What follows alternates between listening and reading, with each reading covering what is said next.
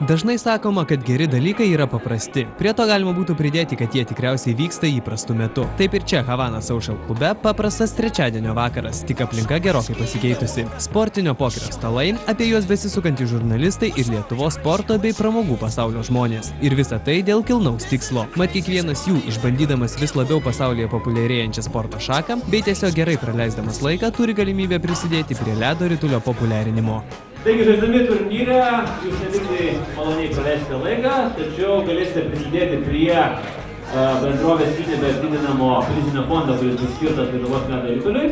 Į turnyrą buvo kviečiami visi, gerai išmanantys sportinio pokerio subtilybes ir tokie, kurie būtent čia pirmą kartą išgirdo svarbiausias šio žaidimo taisyklės. Aš tai jums pasakysiu atvirai, aš nieko nesuprantu čia. Skirtingas žaidėjų lygis neturėjo jokios įtakos, nes visi jie žaidė neišleisdami pinigų. Juk čia, kaip ir draugiškose sporto rungtynėse, svarbiausia nelaimėti, o dalyvauti. Ir vis dėlto kiekvienas jų turėjo tikslą pasirodyti kuo geriau. Mat surinkus geresnę kortų kombinaciją, Unibet lažybų bendrovė prie iš anksto Elektrėnų energijos ledo ritulio klubų skirtos 10 000 litų sumos pridėdavo dar po kelis šimtus. Koks didelis sugautas, 3 karaliai ir 2 tūzai, dar 500 litų į banką, turim 1300. Tai yra meškerė mums patiems susižvejoti žuvį. Tai mes už tos pinigus galim išsinuomoti areną ledo ir tada jau savo ruožtu dirbti tam, kad galėtume surinkti dar šiek tiek pinigų kitiem dalykam. Taigi turnyras įgavo pagreitį ir po truputį ėmė kristi pirmieji dalyviai. Patirties toka krito varžovams kortos, plus dabar tikrai antrą kartą esu prisėdęs ir praktiškai viskas iš naujo. Dar keli pernelyg rizikingi statymai, ne ypač gerai pasirinkta taktika ir šią garbingą kompaniją papildė pasaulio irklavimo čempionas Alvydas Duonela. Aišku, kada praloši irklavime, tada tu įdėjęs darbą tą praloši, o čia kažkaip vis tiek tu nesiruoši šitam turnyrui, kad specialiai ruošiesi, kažką skaitai ar darai, tu ateini žaisti, gerai praleisti laiką ir tiek. O aišku, pralošti nesinori, norisi laimėti, bet gaunasi taip, kaip gaunasi. Žaidimas vis labiau greitėjo. Turnyro direktorius kas pusvalandį padidindavo mažuosius ir didžiuosius privalomuosius statymus, tad iškritusių žaidėjų greitai susirinko tiek, jog buvo galima pradėti atskirą paguodo žaidimą. Tikriausiai suprantama, kad pralaimėjusių tokiame turnyre ir negali būti. Tačiau bėgant laikui, virstant kortoms ir persiskirstant žetonams, ir čia ėmė kilti įtampa.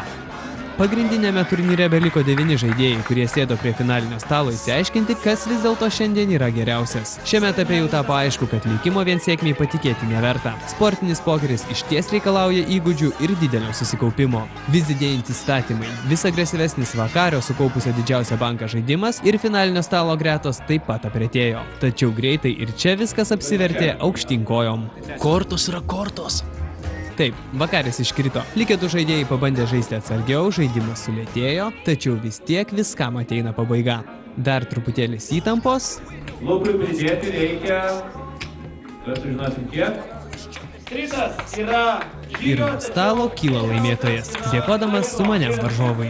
Savijauta puikiai, iš tikrųjų, žaidžiau antrą kartą gyvenime pokerį, tai aš manau, kad buvo toks daugiau sėkmės dėsnis. Va, šiaip tiesiog kortą ir viskas, ir neskubėjau žaisti. Nežinau, iš tikrųjų, smagu buvo sudalyvauti tiesiog, o kad kažkaip čia antrą ar pirmą, smagu laimėti, aišku, visada. Šį kartą nepasisekė, gal priešininkui daugiau pasisekė, tai iš tikrųjų smagu, kad laimėjau antrą vietą, pavyko iškovoti, bet šiaip tiesiog dėl malonumo žaidžiau. Be to, kad svariai prisidėjo prie ledo ritulio gyvavimo, Lukas iš Unibet gavo ypatingą prizą. Kelionę į vieną iš Unibet organizuojamų turnyrų Europoje. Tiesą sakant, nežinau, kur tas prizas, į kokią ten šalį reikės važiuoti. Gal nieko būtų ir, ta prasme, man būtų per daug baisu dalyvauti su tais grandais, kurie ten išspėjo atvažiuoja. Ta prasme, nesu tokio lygio žaidėjas, reikėtų daug treniruotis ir nežinau ką daryti. Internete gal žaisti, Unibete. Kiti prizinių vietų laimėtojai gavo stilingus Unibet pokerio lagaminėlius. O solidžiausias dovanos žinoma Lietuvos ledo rituliui. Flešai, full house'ai ir kitos sėkmingos pokerio kombinacijos ledo rituliui prie iš anksto skirtų 10 000 sukrovė papildomus 10. Tad iš viso Unibet labdaringai ledo ritulio šventei, kurioje Elektrėnų energija susikaus su svečiais iš Latvijos, padovanojo net 20 000 litų. Mes sugalvojom surengti tokią šventę ledo rituliui, kurios metu parodytume tikrą ledo ritulį, tai yra, kuris yra Lietuvoje, aš tai netikrą.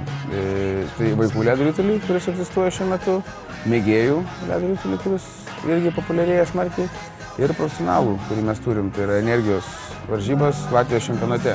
Unibeto dėka visa Lietuva pamatys ledo ritulio rungtynės. Dėkojam Unibetui, dėkojam visiems sportininkam, profesionaliem, tai ir Donelai, ir Krungolcui, ir kitiems sportininkam, kad jie prie mūsų prisidėjo. Dėkojam ir Andriui Tapinui, kad jisai tą renginį taip šauniai pravedė. Žodžiu, ta eilė žmonių tikrai prisidėjo prie to, kad mes turėjom geras emocijas ir aš galvoju, kad mes jiems gražos duosim dar geresnės emocijas ledo ritulio šventės metu. Unibet vien šiuo renginiu nežada apsiriboti ir toliau ketina populiarinti sportinį pokerį, kuris daugelėje šalių jau pripažįstama sporto šaka. Taip pat žada ir toliau remti Lietuvos sportą.